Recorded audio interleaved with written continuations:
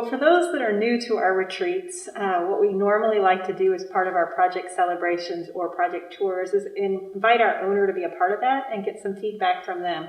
So I have with me Joe Bowling, who was part of the development team, and just wanted to have him introduce himself, and then we've got a few questions for him. Joe? Yeah. I'm Joe Bowling, Executive Director for Englewood Community Development Corporation on the Near East Side of Indianapolis. Well, thank you again for being here.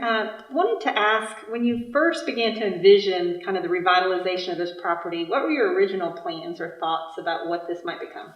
Yeah, I think in the latest iteration of plans for this campus prior to this one, I think we were still thinking that the whole building might be like a giant makerspace. I think that's a bit naive when I look back on it, but I think that was the last thought. And then even after Purdue was identified, we still had plans for some sort of nonprofit offices on the lower 2 floors of the building, which is a little bit different than how it ended up. Was it Purdue that came to you in terms of wanting to be in the space, or did you guys make the reach out to Purdue? From the very first media advisory about maybe there might be this new Purdue-sponsored charter school, I was sending them emails from the first day forward, badgering them every few months. Okay, excellent. Well, and then Paramount came on about a year or two later as part of that effort, so kind of changing the whole kind of outlook of this being a really neat educational facility. So as you think into the future, what are some of the future development plans that you have for this site? Well, there's an additional 4 acres of brownfield space kind of behind the building that we'd love to turn into permanent parking as well as kind of a high school regulation soccer field. There's also a little additional space for maybe a mixed-use building sometime in the future on the site, but I think those are the 2 kind of near-term goals. So as you think through sort of the development of this project, what were some of the challenges that you had to overcome? Well, I think I had less to overcome than you guys did, but no, I mean, on the site, there's certainly brownfield remediation, a lot of monitoring wells all over the site.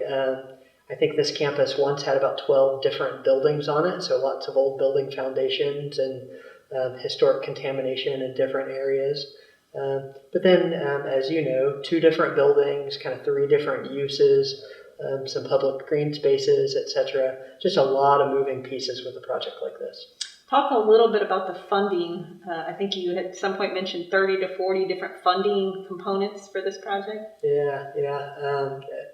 30 or so discrete sort of funding sources, but that includes philanthropic funds, that includes some federal sources, certainly New Markets tax credits, 2 different allocations of New Markets tax credits, a state tax credit for industrial redevelopment, historic tax credit certainly, and then bond financing, loan financing, a city-sponsored TIF district. I mean, almost about everything you could kind of think of, we threw into the pot to figure out how to get this one done. Which took, 2 to 3 years to secure all that? It was 3.5 years from the time we announced with Mitch Daniels that we would work on this project. So it took us 3.5 years to get from we want to do this to we can do this. Okay. So now that the building's done, what surprises you the most about it? Oh gosh, how much I enjoy it. I mean, I knew I would love it, but I've admitted to some others that I almost invent new excuses each day to just be on the campus and just kind of feel some of the energy. So it's a dream come true. Excellent. Do you have a favorite space?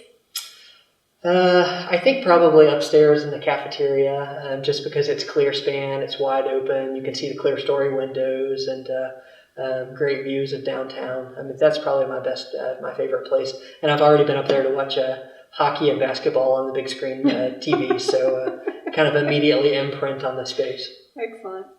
So we also usually like to get a little bit of feedback from our owners about what it was like working with us, just some maybe interesting tidbits, some feedback that might help us do things even better into the future. Yeah, sure. I mean, I think the thing that we appreciated the most, certainly the attention to detail from someone like yourself, for hanging with us for so long. I mean, frankly, it took forever, as you know, for this to come together, and Schmidt really hung in there, and I'm not sure that many other companies would have, frankly. And then the other thing I would say is just Schmidt is such a full service team. And so you just kind of know that there's the skill set in-house to get almost anything done that we needed to get done. Excellent. Well, thank you very much. Appreciate it. Yeah.